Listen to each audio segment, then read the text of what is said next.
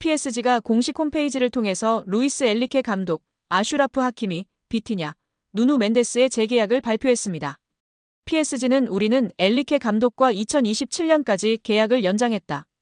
하키미, 비티냐, 멘데스는 2029년까지 재계약을 체결했다고 전했습니다.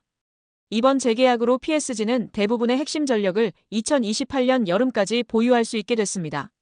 주전급 자원 중에서 2028년 이전에 계약이 종료되는 선수는 2026년에 만료되는 잔루이지 돈나룸마와 2027년에 끝나는 파비앙 루이즈뿐입니다. 두 선수를 제외한 주전급 자원들은 모두 2028년 혹은 2029년까지 PSG 선수로 뜁니다. 이강인은 2028년까지 계약된 선수 중 하나입니다.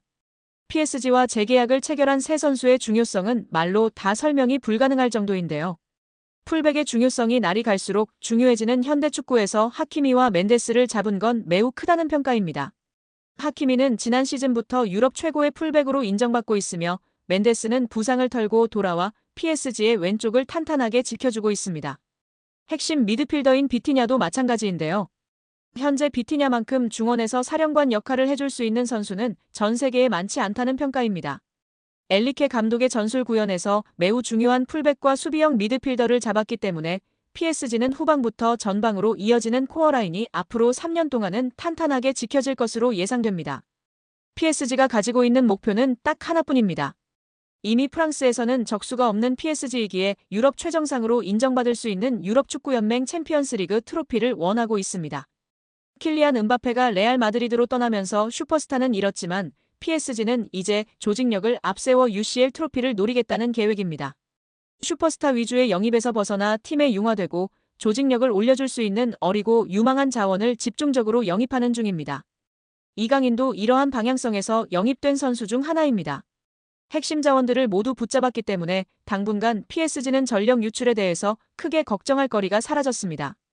B클럽들에게 있어서 핵심 선수 지키기는 매우 스트레스 받는 작업 중 하나지만 PSG는 전력 보강에만 집중할 수 있는 환경을 마련한 셈인데요. 엔리케 감독의 힘을 실어주기 위해서 2027년까지 재계약한 것도 이러한 방향성의 일환입니다. PSG는 여전히 스트라이커 자원이 약하다는 평가를 받지만 엔리케 감독은 제로톱 전술로 밀고 가는 중입니다. 최근에 우스망 덴벨레가 새로운 역할에서 기량이 터지면서 PSG의 걱정을 덜어주고 있습니다. 이강인과 함께 UCL 트로피를 노리려는 PSG의 계획이 차근차근 진행 중입니다. 여기에 이강인 선수의 미친 활약이 축구 커뮤니티에서 화제가 되고 있는데요.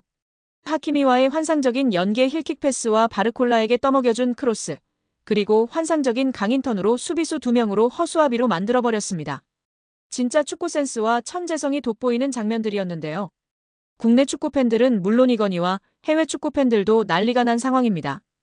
이강인 선수의 기술은 정말 세계적인 수준이라는 것을 부인할 수 없다는 것이 다시금 증명되었습니다. 여기에 패스마스터 윤정환 감독이 이강인 선수를 어떻게 생각하는지 이야기한 내용이 재조명되고 있습니다. 이강인 선수는 현대 축구에서 부족한 플레이메이커들을 대체하며 독특한 선수로 주목받고 있다고 생각합니다. 대표팀 경기에서 그를 처음 봤을 때 그의 훌륭한 플레이에 감탄하며 놀랐습니다. 이강인 선수는 어려운 패스를 손쉽게 주어 경기를 컨트롤하며 멋진 플레이를 보여줬습니다. 패스를 통해 득점 기회를 만들고 그의 패스에는 강력한 임팩트가 있다고 생각합니다. 현대 축구에서는 생각하고 일단 보고 판단하는 시간이 축구에서 매우 길어지면 경기에서의 기회를 놓칠 수 있기 때문에 기술 향상을 위해 많은 노력과 경험이 필요합니다. 현대 축구는 빌드업을 중요시하여 매우 안정적인 축구를 하기 때문에 도전적인 플레이를 제한할 수 있는 경향이 있습니다. 하지만 패스를 통해 공간을 활용하면 공격 기회를 창출할 수 있고 그런 패스를 잘하도록 훈련하는 것이 중요한데요. 이러한 부분들을 이강인 선수는 완전히 마스터하고 있고 다른 선수들보다 월등하기 때문에 돋보이는 것 같습니다.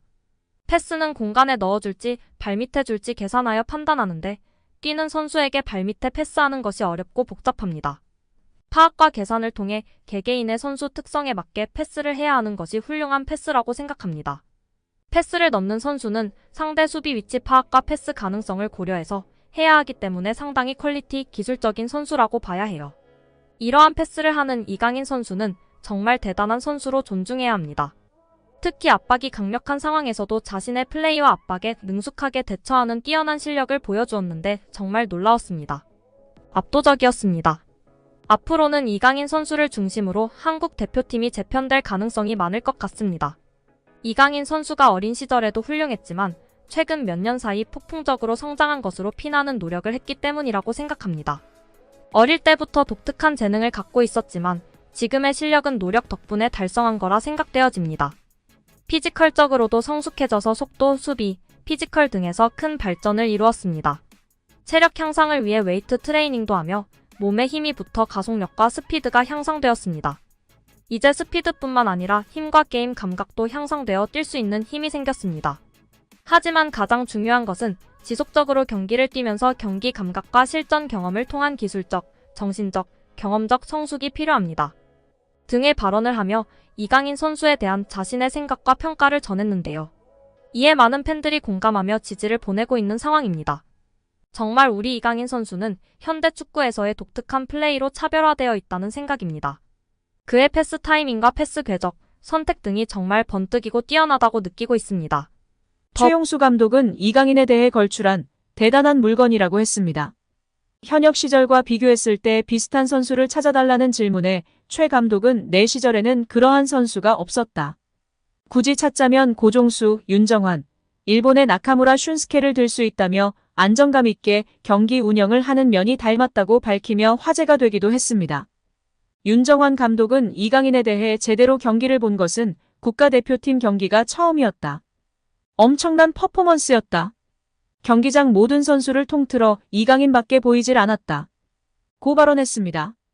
이전의 패스마스터로서 이강인의 패스에 대한 평가 질문에는 현역의 나보다 나은 것 같다. 패스는 노력이 아닌 감각과 재능이다라고 발언하기도 했습니다. 여기에 이강인의 활약에 고무된 김도훈 감독은 공개적인 자리에서 특급 칭찬을 날리며 화제가 되고 있습니다. 지난 9일 김 감독은 국내 매체와의 인터뷰에서 이강인의 이름을 직접 언급했습니다. 김 감독은 이강인은 솔직히 계속 칭찬을 해줘야 하는 선수라며 축구 선수로는 최고의 테크니션이라고 생각한다라고 말했습니다. 이어 오른발, 왼발 가리지 않고 모든 플레이가 탁월하다라며 메시가 뛰는 모습을 보는 것만으로도 영광이라고 느낀 적이 있는데 이강인 그리고 손흥민 역시 동시대에 볼 수 있다는 게 자랑스럽다라고 덧붙였습니다. 그러면서 이강인이 마음적으로 힘든 부분이 많았기에 우리가 그를 보호하고 보듬어줘야 한다라고 강조하며 팬들의 공감과 지지를 받고 있습니다. 벤투 감독은 유튜브 채널 FC온라인과의 화상 인터뷰에서 대한민국 축구대표팀 시절 줄곧 외면했던 이강인을 카타르 월드컵에 발탁한 이유에 대해 이강인의 재능이 뛰어나다는 사실은 팬, 감독, 스태프 미디어 할 것 없이 누구도 반박하지 못할 것이다. 하지만 우리 코치진은 그보다 많은 분석이 필요하다. 재능만으로 판단해서는 안 된다. 이강인과 같은 열번 유형의 선수는 주로 공격만을 생각하고 수비를 고려하지 않는다며 솔직히 이강인을 월드컵 명단에 올린 건 월드컵 본선 직전이었다. 이강인을 월드컵에 발탁할지에 대해 확신이 있었다고 한다면 그건 솔직한 대답은 아닐 것이라고 월드컵 최종 명단에 이강인을 제외할 생각도 있었다고 털어놨습니다.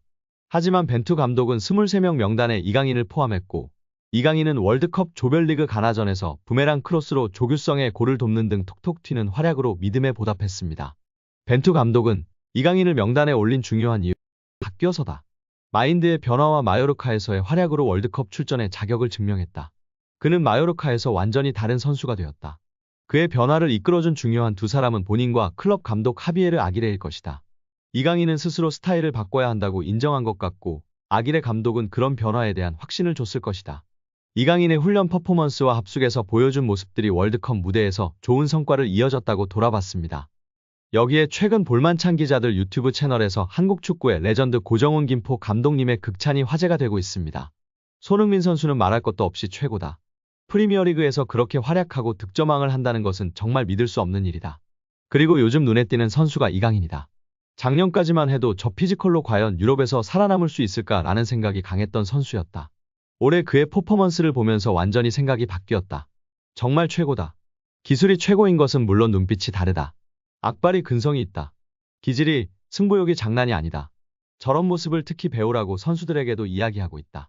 기술이 최고인 것뿐 아니라 악발이 근성으로 뛰는 모습이 있기 때문에 어린 시절부터 그런 모습이 보였었다. 그러니 살아남는 것이고 최고가 되는 것이다. 앞으로도 더 좋은 모습을 보여줄 이강인 선수이다. 라며 극찬했습니다.